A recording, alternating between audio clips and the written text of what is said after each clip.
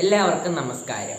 ഞാൻ ഇന്നിവിടെ സംസാരിക്കാൻ പോകുന്നത് ജീവിതത്തിലെ യഥാർത്ഥ വിജയം എന്താണ് എന്നതിനെ കുറിച്ചാണ്.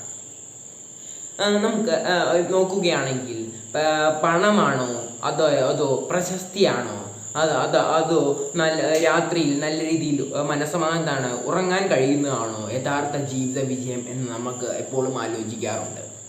അപ്പോൾ എന്താണ് യഥാർത്ഥ ജീവിത വിജയം? ഇത് പറയുമ്പോൾ ഒരു കഥയാണ് എൻ്റെ മനസ്സിൽ ആദ്യം ഓർമ്മ വന്നത്. ഒരു പണക്കാരൻ അവൻ്റെ കാറിൽ യാത്ര ചെയ്യുമ്പോൾ ഒരു കർഷകൻ മരച്ചോട്ടിലിരുന്ന് സന്തോഷത്തോടെ ഭക്ഷണം കഴിക്കുന്നത് കണ്ടു. അങ്ങനെ പണക്കാരൻ നിർത്തി കർഷകനോട് സംസാരിക്കാൻ പോവുകയാണ്. കർഷകനോട് പണക്കാരൻ ചോദിച്ചു, താങ്കൾ എന്താണ് ഇത് കൂടുതൽ ഉൽപ്പാദിപ്പിച്ച് കൂടുതൽ പണം സമ്പാദിക്കാത്തത് എന്ന് ചോദിച്ചു. അപ്പോൾ കർഷകൻ ചോദിച്ചു, എന്തിനാണ് ചെയ്യുന്നതെന്ന്. അപ്പോൾ പണക്കാരൻ പറഞ്ഞു, അങ്ങനെ ചെയ്യുകയാണെങ്കിൽ നിങ്ങൾക്ക് കുറേ പണം കിട്ടും. അപ്പോൾ കർഷകൻ പറഞ്ഞു, പണം കിട്ടിയിട്ട് എന്താണ് കാര്യമെന്ന്. അപ്പോൾ പണക്കാരൻ പറഞ്ഞു, നിങ്ങൾക്ക് വലിയ വീട് വെക്കാം, നല്ല വലിയ വലിയ കാറ് മേടിക്കാം, നല്ല പണം ഉള്ള കാറ് മേടിക്കാം, ഇങ്ങനെയൊക്കെ പറഞ്ഞു. അപ്പോൾ കർഷകൻ പറഞ്ഞു, എനിക്ക് ആരെയും തോൽപ്പിക്കാനില്ല, എനിക്ക് എൻ്റെ മനസ്സ് സന്തോഷമായാൽ മതി എന്നാണ് ആ കർഷകൻ പറഞ്ഞത്. ആ ഒരു ചിന്താഗതിയാണ് നമ്മൾ എപ്പോഴും മുൻപോട്ട് പോകേണ്ടത്.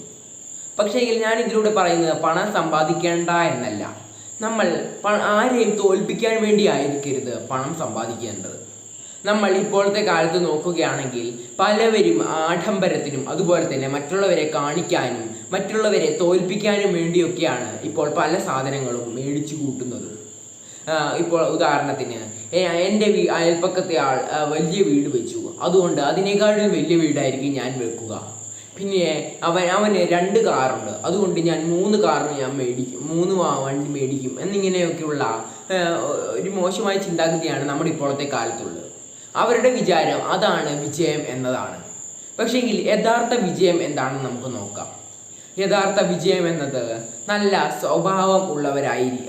സ്വഭാവമുള്ളവരായിരിക്കണം എന്നതാണ്. മറ്റുള്ളവരെ ആപത്ത് കാലത്ത് സഹായിക്കുന്ന ഒരു സ്വഭാവമായിരിക്കണം നമ്മുടേത് എന്നതാണ്. പിന്നെയുള്ള രണ്ടാമത്തെ വിജയം എന്ന് പറയുന്നത് നമ്മൾ നല്ല രീതിയിൽ ആരോഗ്യം നോക്കുന്നുണ്ടോ എന്ന നമ്മുടെ ആരോഗ്യം നമ്മൾ നോക്കേണ്ടത് അത്യാവശ്യം തന്നെയാണ്. നമ്മൾ രാവിലെ എഴുന്നേറ്റ് ഓടാൻ പോകുന്നതും നല്ല രീതിയിലുള്ള ഭക്ഷണം കഴിക്കുന്നതും ഒക്കെ ഇതിൻ്റെ ഉദാഹരണം തന്നെയാണ്. പിന്നീട് മൂന്നാമത്തെ ഒരു കാര്യമെന്ന് പറയുമ്പോൾ നമ്മൾ സമൂഹത്തിന് വേണ്ടി എന്ത് സംഭാവന ചെയ്തു എന്നതാണ്. അങ്ങനെ നോക്കുകയാണെങ്കിൽ ഡോക്ടർമാർ രോഗികളെ സന്തോഷത്തോടെ ചികിത്സിക്കുന്നു, അവരുടെ രോഗം മാറ്റി കൊടുക്കുന്നു, അവരൊരു വിജയികൾ തന്നെയാണ്. പിന്നെ അധ്യാപകർ ഒരു കുട്ടിയുടെ ജീവിതത്തെ തന്നെ മാറ്റിമറിച്ച് അവരുടെ ജീവിത വിജയം കരസ്ഥമാക്കാൻ സഹായിക്കുന്നു, അവരും അവരുടെ ജീവിതത്തിൽ വിജയിച്ചവരാണ്. പിന്നെ കർഷകർ സ്വന്തമായി നല്ല ഉൽപ്പന്നങ്ങൾ നിർമ്മിക്കുന്നു, അത് സമൂഹത്തിന് വേണ്ടി സംഭാവന ചെയ്യുന്നു, അവരും ജീവിതത്തിൽ വിജയിച്ചവരാണ്. പിന്നീട് കുട്ടികൾ കഷ്ടപ്പെട്ട് കഠിനാധ്വാനം ചെയ്ത് പഠിച്ച് അവർ നല്ല രീതിയിൽ പഠിക്കുന്നു, അവരും ജീവിതത്തിൽ വിജയിച്ചവരാണ്. അങ്ങനെ സമൂഹത്തിന് വേണ്ടി നമ്മൾ എന്ത് സംഭാവന ചെയ്യുന്നു എന്ന് നമ്മൾ നോക്കണം. പക്ഷേ ഇപ്പോഴത്തെ കാലത്തെ ആൾക്കാർ എങ്ങനെ വിജയം വിലയിരുത്തുന്നു വെച്ചാൽ മാർക്ക് അടിസ്ഥാനത്തിലും അതുപോലെ തന്നെ വീടിൻ്റെ വലിപ്പവും വാഹനങ്ങളുടെ എണ്ണവും ഒക്കെ അടിസ്ഥാനത്തിലാണ് ഇപ്പോൾ ജീവിത വിജയം അവർ അളക്കുന്നത്. അങ്ങനെ ഒരിക്കലും നമ്മുടെ വിജയം അളക്കാൻ പാടില്ല എന്നതാണ് സത്യം. പക്ഷേ ഇപ്പോഴത്തെ കാലത്തെന്ന് പറയുമ്പോൾ താരതമ്യം വളരെയധികം കൂടി വരുന്ന ഒരു കാര്യം തന്നെയാണ്. ഇപ്പോൾ ഒരു കുട്ടി കുറച്ച് മാർക്ക് മേടിക്കുകയാണ്, അപ്പോൾ നമ്മുടെ അപ്പുറത്തെ വീട്ടിലെ കുട്ടി നല്ല മാർക്ക് മേടിക്കുകയാണ്.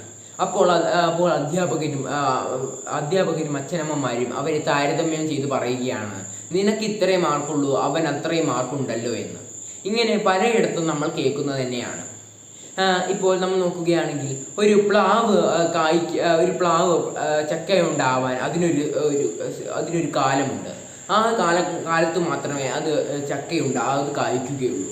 അതുപോലെ തന്നെ നെല്ലിനും അതുപോലെ തന്നെ കാലമുണ്ട്. ആ ഒരു കാലത്ത് മാത്രമേ നെല്ലിനും കായ്ക്കാൻ കഴിയുകയുള്ളൂ.